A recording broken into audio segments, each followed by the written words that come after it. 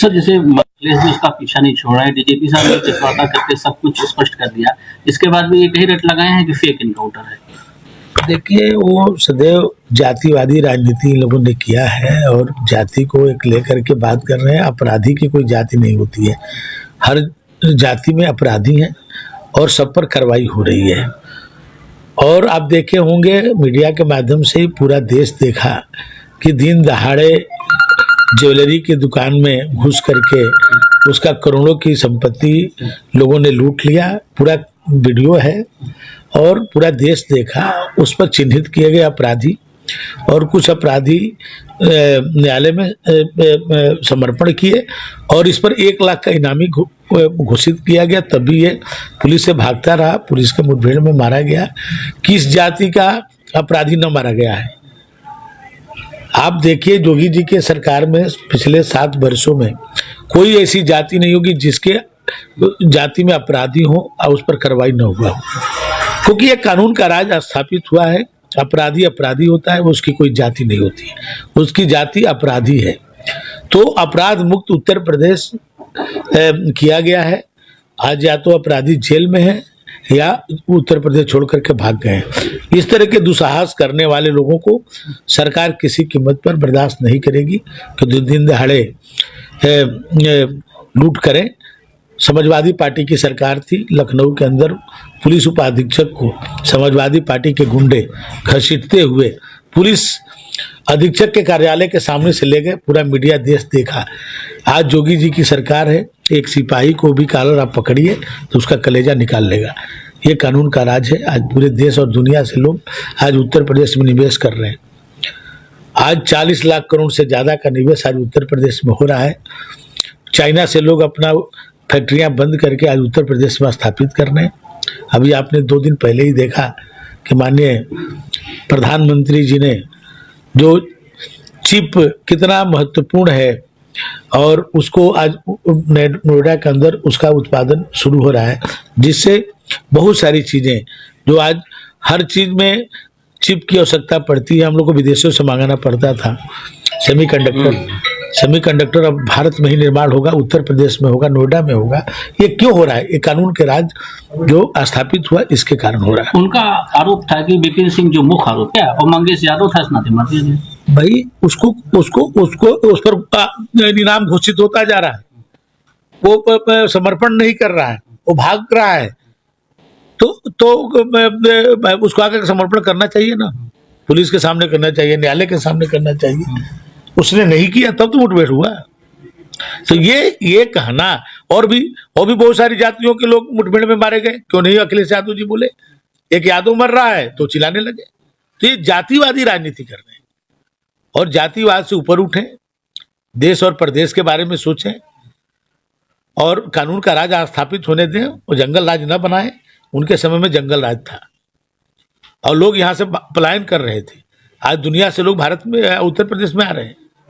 Sir एक और उनका विवादित बयान आया जो मठ और माफिया में अंतर नहीं, मठाधीश और संत, मतलब संत नाराज उनके बयान से। तो अब आप स्वयं सोचिए कि संत और माफिया दोनों को एक कर रहे हैं। अब आप सोच सकते हैं कि अब इस पर हम लोग क्या बोल सकते हैं?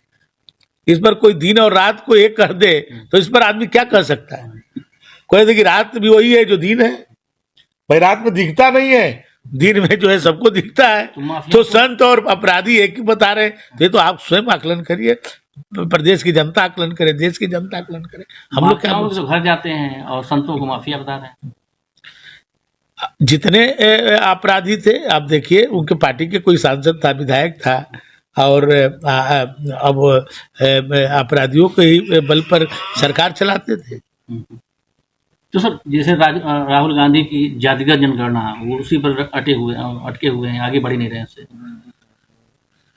देखिए, संसद में भी हमारे अनुराग ठाकुर जी ने राहुल जी के लिए कहा कि जिसको स्वयं जाति के पता नहीं वो दूसरे की जाति जनगणना की बात करता है। पूरा देश ने देखा। आप हमसे को पूछ रहे, जब राष्ट्रीय स्तर के नेता इस पर बयान दे चुके हैं तो हम लोग को नहीं बोलना है। तो सर अमेरिका जाके वो फजीहत कराते हैं देश की, आरक्षण पर कहते हैं खत्म कर देंगे और यहाँ लोकतंत्र नहीं है, नहीं तो वहाँ एक भाजपा की 240 क्या एक सीट भी नहीं आती। इस देश पर सबसे ज्यादा शासन किसने किया है? कांग्रेस पार्टी ने। राहुल गांधी जी को कौन रोका था इस देश में कोई भी जो उनको अच्छा लगता था कि ये देश के लिए अच्छी चीज है तो उसको उनको इम्प्लीमेंट करना चाहिए था।